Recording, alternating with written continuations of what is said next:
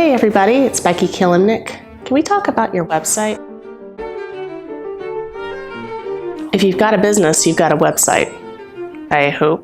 You do have a website, right? And by a website, I mean an actual website, a URL, preferably with your business name, in addition to your Facebook page, your Instagram, your LinkedIn. And you've done enough SEO on your site so that when somebody types in your business name, that website is the first thing to come up. You don't have a website, but you have a Facebook page, that's not good enough. You're a legitimate business, you need a website. And that website needs to come up first thing when you do a search. Stupid website mistake number 2. Not making your site responsive. A responsive website means you have one site. It has been carefully designed so that that site is easy to read and access no matter what device I'm on. I don't mean a separate mobile site from your website. I don't want to look up your business on my phone and have it look completely different than the website I just saw on my computer, because then I'm not going to be able to find the information I need. Believe it or not, responsive sites are really easy to build.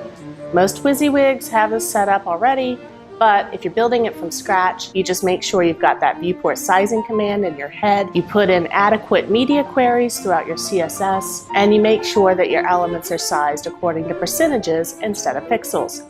Easy peasy, lemon squeezy. Stupid website mistake number 3, having a site that takes too long to load. I don't care how cool your site looks. If I have to sit and look at my watch while it's loading, it's taking too long. And I'm saying this as a designer.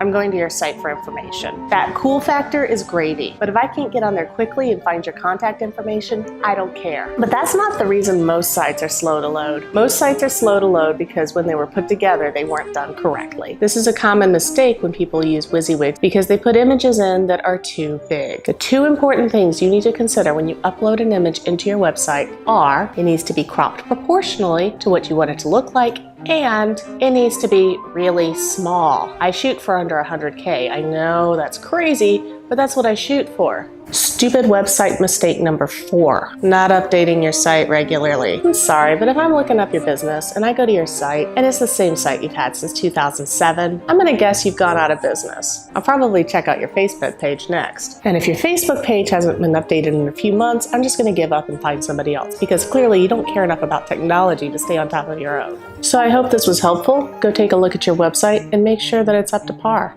And if you need help fixing it, I'd be happy to help you. My contact information's on my website. Bye!